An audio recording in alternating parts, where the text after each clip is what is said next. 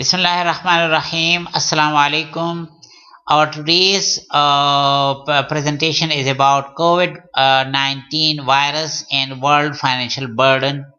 आज की हमारी प्रेजेंटेशन कोरोना वायरस और दुनिया के माशी बोझ से मुतालिक है. I am Ubaidullah, a student of finance and economics.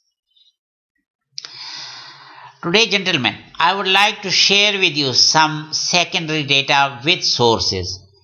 Have a look and decide yourself why, with so much scientific advancement, even the so-called rich nations are somehow losing ground to a tiny organism. आज मैं आपको कुछ तारीखी मवाद दिखाना चाहता हूँ. खुद पढ़ें, फैसला करें कि आखिर क्यों इतनी साइंसी तरक्की के बावजूद तरक्की याफ्ता और मालदार ममालिक भी इस कोरोना वायरस के सामने मैदान हार रहे हैं. So, source number 1.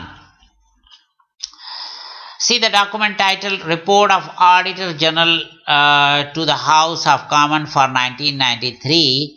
It is actually a report of Auditor General of Canada on this date. I would like to share with you a paragraph from this report. The cost of borrowing is the third area that affects the annual deficit. In 1991-92, the interest on debt was $41 billion. This cost of borrowing and its compounding effect have a significant impact on Canada's annual deficit. Now please concentrate here. From Confederation up to 1991-92, the federal government accumulated a net debt of $423 billion.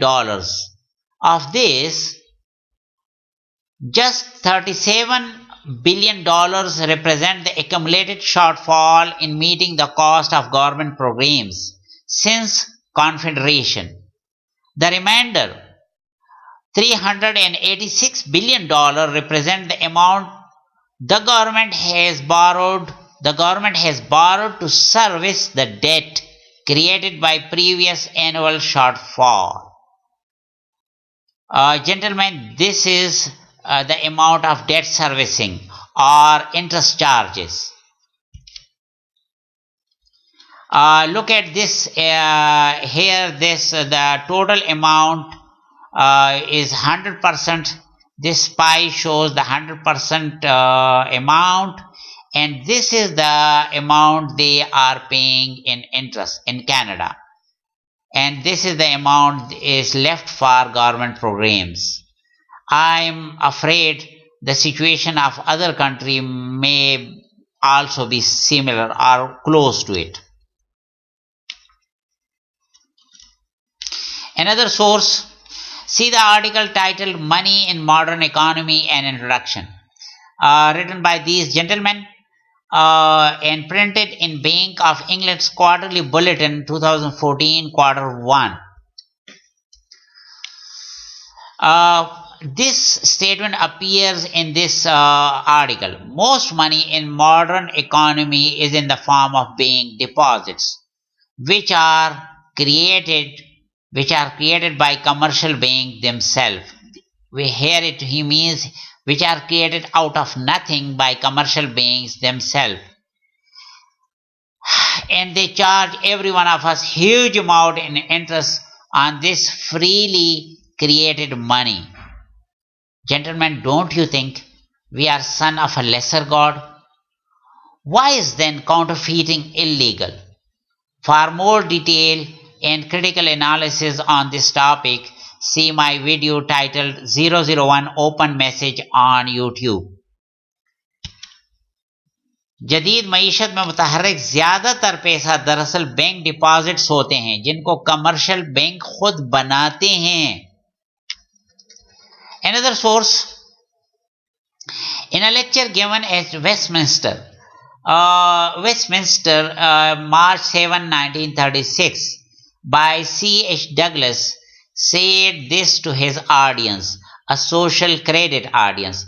We know Mr. Douglas was a specialist in social credit. We social creditors say that the monetary system at present doesn't reflect facts. The opposition say it does. Well, I put it to your common sense. How was it that a world which was apparently almost feverishly prosperous in 1929, or alleged to be so, judged by orthodox standards, and certainly capable of producing tremendous quantities of goods and services and distributing a considerable proportion of them, could be so impoverished by 1930 and so changed fundamentally that the conditions were reversed and the world was richly poor. Is it reasonable to suppose that between a single date in October 1929 and a few months later, the world would change from a rich one to a poorer one, without war, without earthquakes, without floods? Of course, it's not.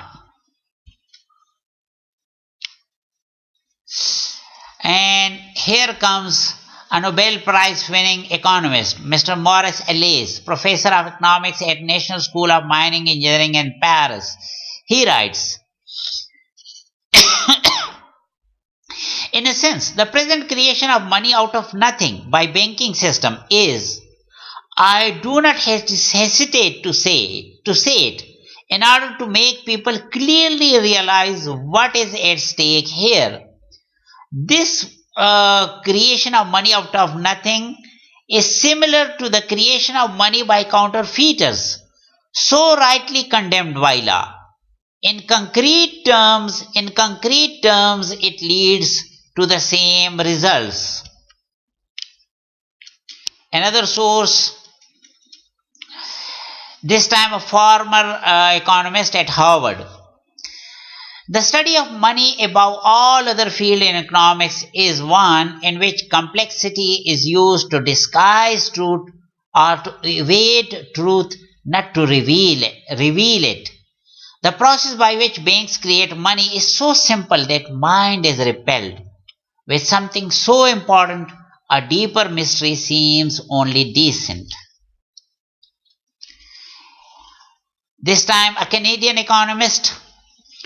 The very idea of a government that can create money for itself, allowing bank to create money that the government then borrows and pays interest on, is so preposterous that it staggers the imagination.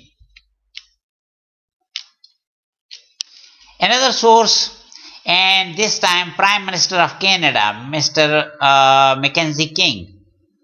Once a nation parts with the control of its credit and money, it matters not who makes the nation's law. Usury, once in control, will wreck any nation.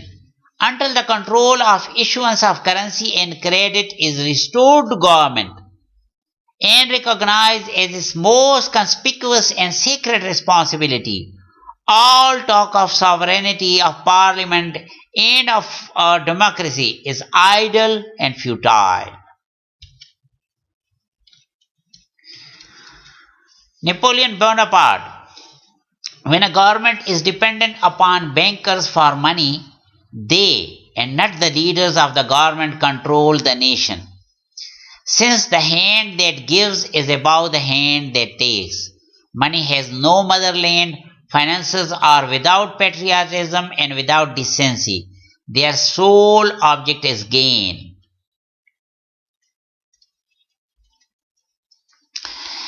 And this time, Chairman Louis T. McFadden of the House Banking and Currency Committee.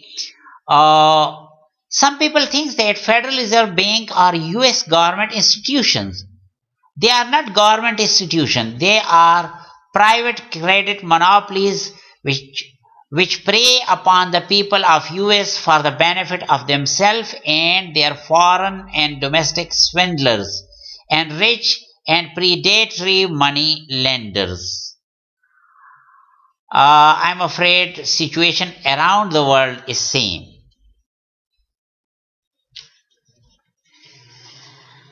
At the end of 19th century, famous Austrian economist has this to say: The cultural level of a nation is mirrored by its rate of interest.